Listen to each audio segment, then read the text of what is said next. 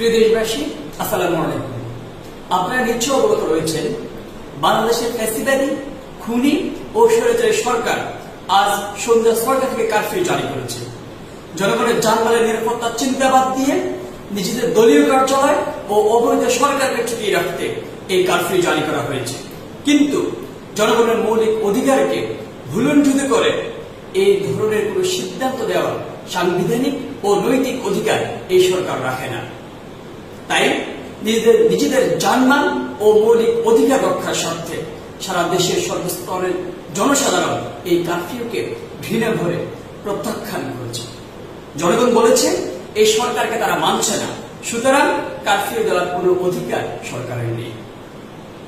আপনারা এর মধ্যে অবগত হয়েছেন যে আমাদের শান্তিপূর্ণ অসহযোগ আন্দোলনে আজ সরকারের পদলেহনকারী পুলিশ বাহিনী ও পোষ্য আওয়ামী লীগ, যুবলীগ ও ছাত্রলীগের গুন্ডারা কিভাবে হামলা করেছে। আজ রবিবার একদিনে নিরস্ত্র সাধারণ মানুষের উপর তারা নির্বিচারে গুলি চালিয়ে সারা দেশে প্রায় ১০০-র মতো নিরপরাধ মানুষকে পাখির মতো হত্যা করেছে। অথচ এই মানুষগুলি শেখ হাসিনা সরকার কর্তৃক সংঘটিত এক হত্যাযজ্ঞের বিচার নিশ্চিত করতে তার পদত্যাগের দাবি করেছে।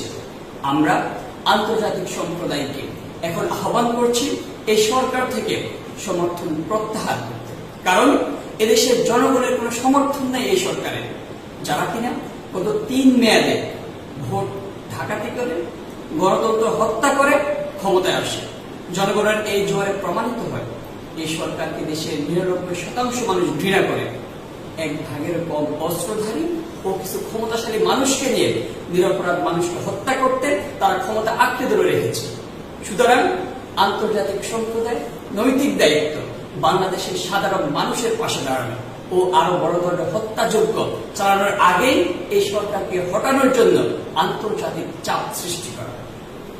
আমরা জাতিসংঘ সহ বিশ্বের প্রথম সারির দেশগুলি ও সারা বিশ্বকে আমাদের অসহযোগ আন্দোলনকে অবিলম্বে সমর্থন প্রদানের আহ্বান জানাই। আমরা ছাত্ররা ক্ষমতার জন্য লড়াই করছি, এটির প্রতি আমাদের বিন্দুমাত্র লোভ লালসা নেই। আমরা কেবল আমাদের ও আগামী প্রজন্মের জন্য একটি ন্যায়ভিত্তিক গণতান্ত্রিক একটি রাষ্ট্র ব্যবস্থা ঢেকে যেতে চাই, যেখানে সবাই সমান সুযোগ ও অধিকার নিয়ে বেড়ে উঠতে পারে। এজন্য আমরা জীবন দিতে প্রস্তুত। দেশবাসী আমাদের আন্দোলনে অভূতপূর্ব একাত্মতা প্রকাশ করেছে। এখন এই আন্দোলনে ছাত্রদের চেয়ে সাধারণ মানুষের অংশগ্রহণই বেশি। ছোট কিশোরী, গৃহবধূ, প্রবীণ নরনারীরা যে এক অবিস্মরণীয় সাহস নিয়ে এই আন্দোলনে যোগ দিচ্ছেন তা আমাদের অভিভূত করেছে। আমাদের সামনে এগিয়ে যেতে সাহস ও স্পৃহা যোগাচ্ছে। আমরা দেখেছি গুলি উপেক্ষা করে যুবকরা কিভাবে হাসি মুখে মৃত্যুকে জয় করছে। আমরা দেখেছি নাম না জানা হাজার হাজার শ্রমিক এবং মেহনতি মানুষ আমাদের মিছিলের অগ্রভাগে দাঁড়িয়ে থেকেছে। তাই দেশে মানুষ এই গণহত্যার শেষ দেখতে চায়। তারা আর এই সরকারের বুলেটকে ভয় পায় না। তারা পরিণত হয়েছে এক মৃত্যুঞ্জয় জাতিতে। খুনি সরকার জনগণকে যত হত্যা করছে, তত দেশের মানুষের মধ্যে ক্ষোভ ও দ্রোহ ভারতের মতো সঞ্চারিত হচ্ছে। তাই আমরা এই সরকারকে আহ্বান জানাই, দেশের জনগণকে আর হত্যা না করে আপনি পদত্যাগ করুন। প্রিয় দেশবাসী, আপনারা এর মধ্যে দেশের বিভিন্ন শহর থেকে এই খুনি সরকারের পুলিশ বাহিনীকে বিতাড়িত করেছে। এখন আপনাদের পরবর্তী গন্তব্য রাজধানী ঢাকা।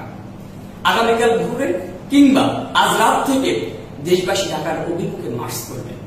দেশের লাখ লাখ জনসাধারণের প্রতিবাদে ঢাকাকে মুখর করে তুলব আমরা।